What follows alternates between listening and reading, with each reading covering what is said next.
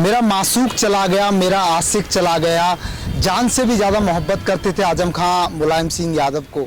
हुआ ये कि जब मुलायम सिंह का देहांत होता है और खबर आजम खां को पता चलती है तो आजम खां इतना रोते हैं कि उनकी आंखों की रोशनी चली जाती है। मेरा आशिक चला गया, मेरा माशूक चला गया। मैं आंखों में अपने लेंस डलवा कर आया, बीमार था पिछली बार जब जेल से छूटा। अगले ही दिन इनका स्वर्गवास हो गया। तो मुझे रोना नहीं पड़ा, मेरी आंखों से ऐसे आंसू बह रहे थे तो मेरी दोनों आंखें फिर खराब हो गई। मैंने एक दिन कहा कितना अच्छा होता अगर आप मुसलमान होते।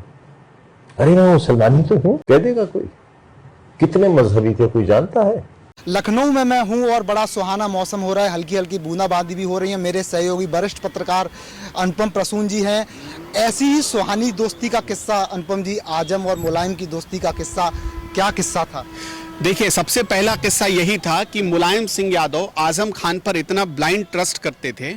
एक इंटरव्यू है आजम खान का ही, वो आज भी सोशल मीडिया पर मौजूद है और उसमें आजम खान ने एक चीज मांगी थी नेताजी से। उन्होंने कहा कि मैं आपसे पेपर और पेन मांगता हूं, आप मुझे वो दे देना। और नेताजी ने पेपर और पेन दिया था आजम खान को, सिर्फ इसलिए कि गरीब बच्चों की मदद करना।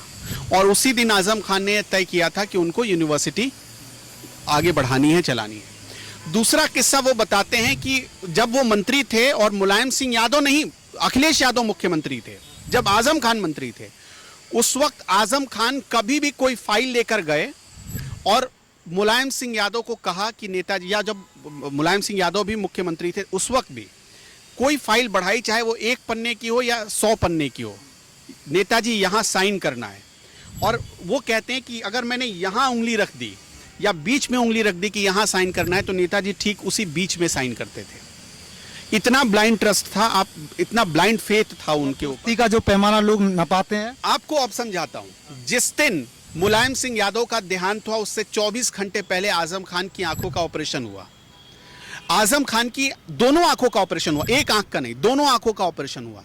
डॉक्टर ने उनको सख्त हिदायत दी थी कि चाहे कितनी भी इमोशनल परिस्थिति आ जाए, आपको रोना नहीं। अगर रोएंगे तो आप अपनी आंखों की रोशनी आजीवन खो देंगे, पूरी जिंदगी आप देख नहीं पाएंगे।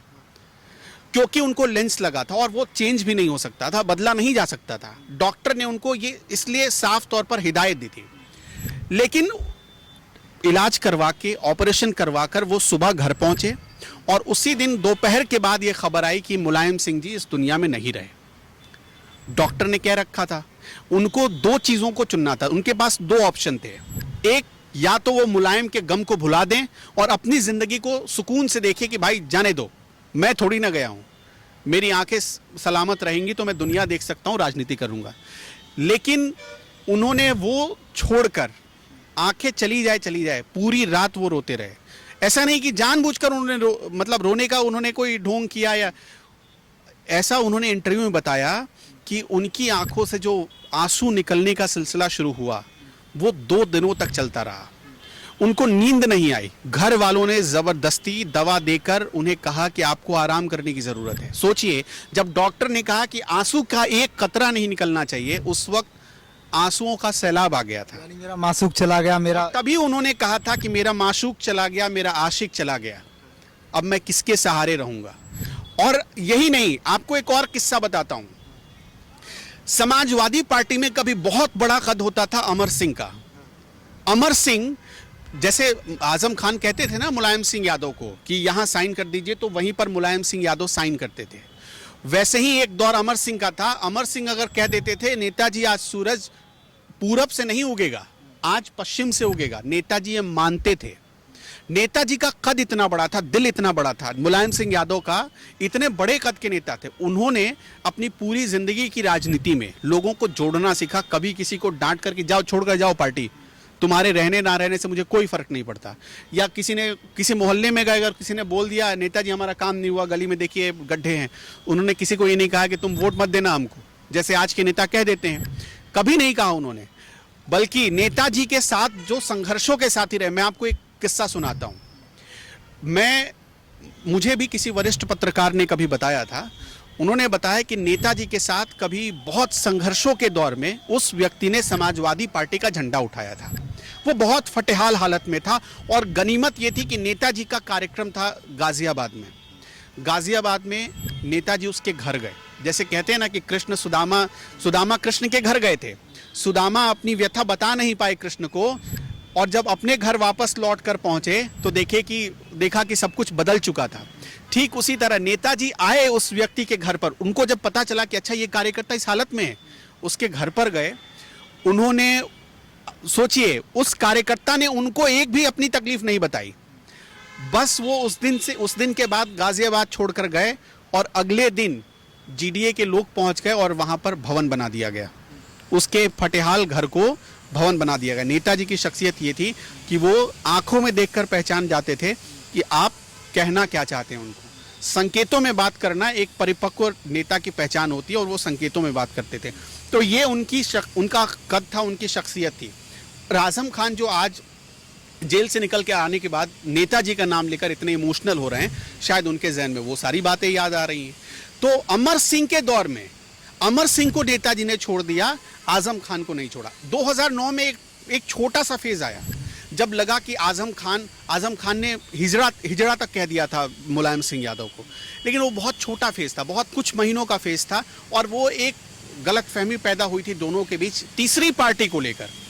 उत्तर प्रदेश में बल्कि वो नेशनल पार्टी थी, और उसमें उसके एक नेता की वजह से एक गलतफहमी पैदा हुई, और इसकी वजह से कुछ देर के लिए आजम खान मुलायम की दोस्ती टूटी। लेकिन आप देखते हैं कभी भी दो दोस्तों या एक अच्छी दोस्ती में या अच्छी दोस्ती के किस्से में थोड़ा सा ठहराव कहीं ना कहीं आ ही जाता है। तो वही कुछ पल मनमुटाव हो गया था, मनमुटाव था, लेकिन तुरंत ही वो सुलह भी हो गया। और उसके बाद एक लंबा सफर चला।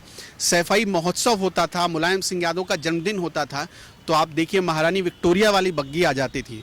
तो इस हिसाब से अच्छा, सैफई महोत्सव ऐसा था जिसको कहते हैं ना सितारे जमीन पर उतारना। आजम खान मुलायम सिंह यादव के जन्मदिन को यादगार बनाने के लिए पूरा बॉलीवुड सैफई में बुला देते थे। सैफई में जहाज उतरने की जगह कम पड़ जाती थी। तो इससे आप कद माप सकते हैं कि क्या कद था, दोनों की दोस्ती क्या थी। मैंने जितनी सारी बातें बताई। देखिए, आजम और मुलायम की दोस्ती के किस्से अगर हम बताने लगे तो बहुत कम समय पड़ जाएगा।